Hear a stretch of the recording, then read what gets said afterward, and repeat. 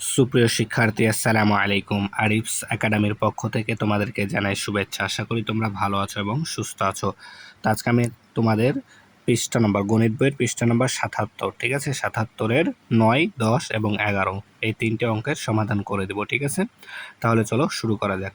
আচ্ছা, শুরু করার আগে, অঙ্কগুলো সমাধান করার আগে তোমাদের কাছে একটা রিকোয়েস্ট, যদি তুমি আমার চ্যানেল নতুন হয়ে থাকো তাহলে আমার চ্যানেলটি অবশ্যই সাবস্ক্রাইব করে রাখো, ঠিক আছে। তাহলে দেখো ৯ নাম্বার বলছে প্রতিটি দলে ৮ জন করে শিক্ষার্থী নিয়ে দল গঠন করা হলো, ঠিক আছে। প্রতিটি মানে একটি দলে ৮ জন করে শিক্ষার্থী নিয়ে দল গঠন করা হয়েছে। যদি ৭২ জন শিক্ষার্থী থাকে, তাহলে যদি ৭২ জন শিক্ষার্থী থাকে তবে কয়টি দল হবে? তাহলে দেখো একটি দলে আমাদের কয়জন শিক্ষার্থী? ৮ জন শিক্ষার্থী, ঠিক আছে। তাহলে আমাদের ৭২ জন শিক্ষার্থীদের কয়জন আমরা কয়টি দল গঠন করতে পারবো সেটা আমাদেরকে বের করতে হবে। তাহলে দেখো এখানে আমাদের বলেছে কয়টি দল করা যাবে, ঠিক আছে, কয়টি দল হবে। তাহলে দলের সংখ্যা থাকবে কোথায় আমাদের বলতো? ডানে, ঠিক আছে, ডানে। আর শিক্ষার্থীর সংখ্যা থাকবে আমাদের বামে, ঠিক আছে। তাহলে আমরা এটাকে লিখতে পারি যে ৮ জন শিক্ষার্থীদের ৮ জন ৮ জন ৮ জন ৮ জন শিক্ষার্থী ৮ জন শিক্ষার্থী নিয়ে দল দল গঠন হয়। দল গঠন হয় কয়টি? একটি। ৮ জন শিক্ষার্থী নিয়ে দল গঠন করা হয়। প্রতিটি দল মানে কি? একটি দল।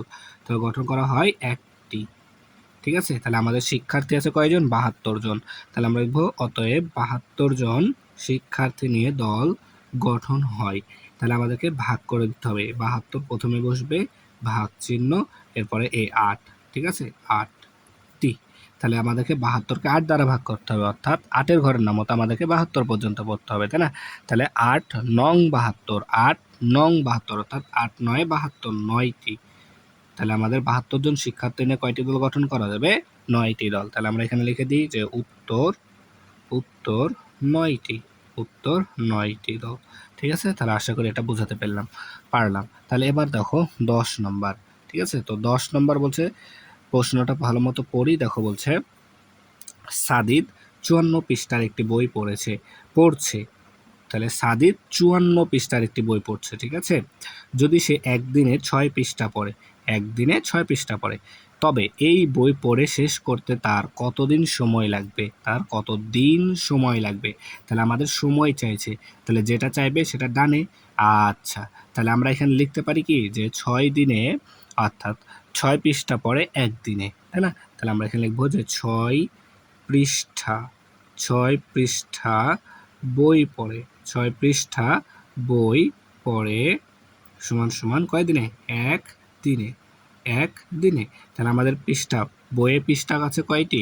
৫৪টি।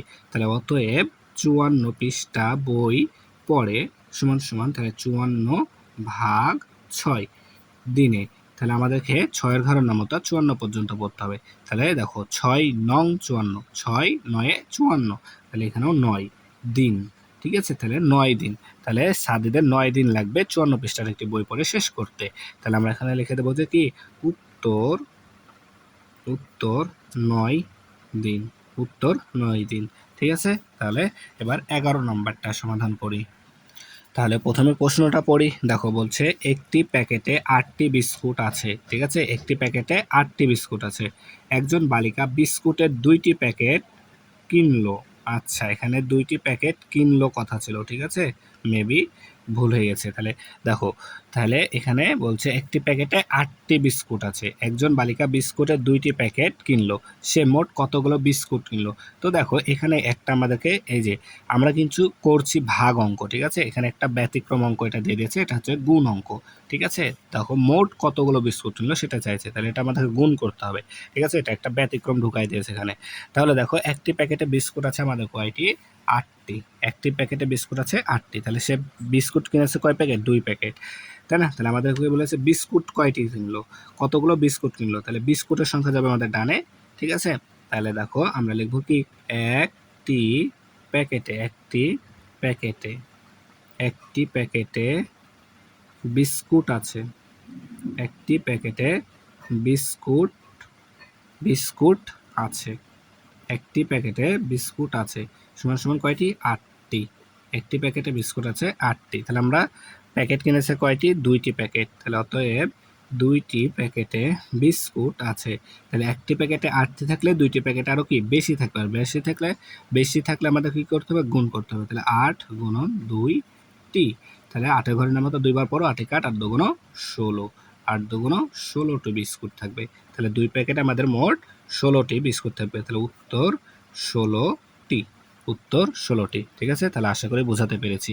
তাহলে আজকে পর্যন্তই। ভিডিওটি ভালো লাগলে অবশ্যই লাইক, কমেন্ট, শেয়ার করতে ভুলবে না এবং পরবর্তী ভিডিও সবার আগে পেতে আমাদের চ্যানেলটি সাবস্ক্রাইব করে রাখো। আল্লাহ হাফেজ। আসসালামু আলাইকুম ওয়া রাহমাতুল্লাহ।